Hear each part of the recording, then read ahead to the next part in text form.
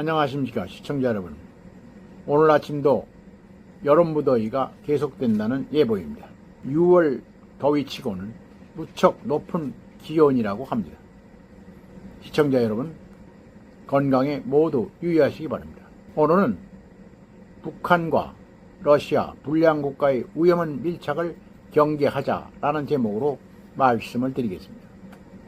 김정은 북한 국방위원장과 블라디미르 푸틴 러시아 대통령이 어제 평양 정상회담에서 협정 당사자 한쪽이 침략당할 경우 상호 지원을 제공한다는 내용이 담긴 총 4개조로 된 포괄적 전략 동반자 관계 협정에 서명했습니다.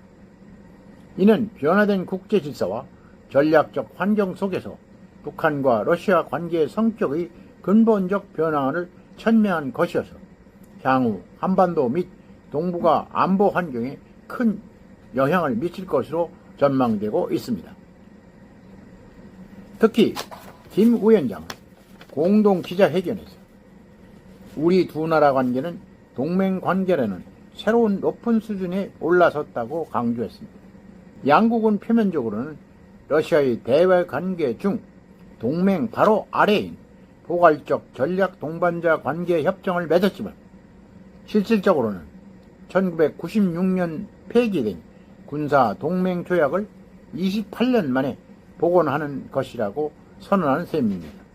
양국이 밝힌 상호 지원이란 1961년 동맹 시절 북한과 옛 소련이 맺은 유사시 자동 군사 개입 조항에 근접한 것입니다.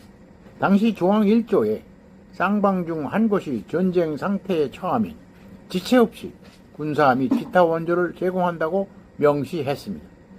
이 유사시 자동 개입 조항은 옛 소련 붕괴 이후 1996년 당시 옐친 대통령 시절에 폐기됐습니다.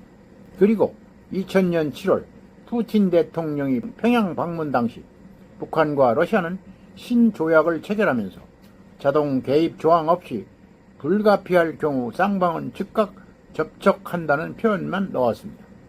그런데 이번 북한과 러시아 협정문에는 지체 없이 또는 군사 원조라는 단어를 명시하지 않았다는 점에서 유사시 자동 군사 개입 조항의 완전한 부활이라고 보기는 어렵습니다. 그렇지만 향후 자동 군사 개입으로 발전할 여지를 준 것이라는 점을 간과할 수는 없습니다.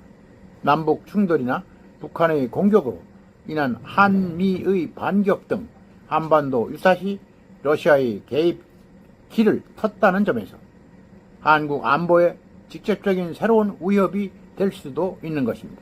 푸틴 대통령도 공동 언론 발표에서 포괄적 동반자 협정은 협정 당사자 중 한쪽이 침략당할 경우 상호 지원을 한다고 말했기 때문입니다.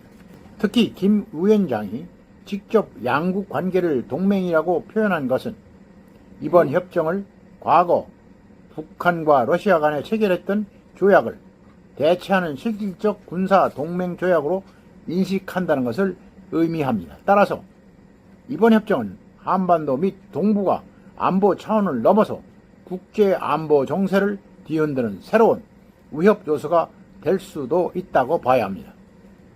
더구나 양국은 이번 협정을 통해서 UN 안전보장이사회 제재 결의상 금지된 북한과 러시아 군사협력에도 한층 박차를 가할 것이 우려됩니다.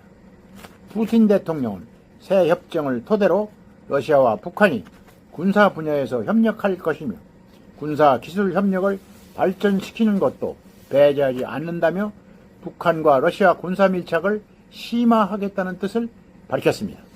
푸틴 대통령이 이 같은 발언을 감안한다면 우크라이나 전쟁용 무기를 러시아에 제공해온 북한에 반대 급부로 향후 전략 핵심 잠수함이라든가 대륙간 탄도미사일 즉 ICBM의 재진입 기술 등 미사일 관련 첨단 군사기술 기술 이전 가능성을 엿볼 수 있습니다. 그렇기 때문에 북한과 러시아 양국은 이번 동맹 관계로의 격상은 변화된 국제질서와 전략적 환경에 따른 것이라고 주장하고 있는 것입니다. 역사적으로 러시아는 한반도에 큰 영향을 주어왔습니다. 스탈린은 김일성이 6.25 전쟁을 승인해서 한반도를 잿더미로 만들었습니다. 하지만 고르바초프는 탈냉전기에 한국과 소련 수교로 화해 협력 시대를 열었습니다. 그럼에도 불구하고 이번 푸틴이 언행은 우리 대러시아 외교에 있어서 치밀하고도 강력한 대처를 요구하고 있습니다. 주요 7개국 즉 G7도 북한과 러시아 간 군사협력 확대를 규탄하고 있습니다.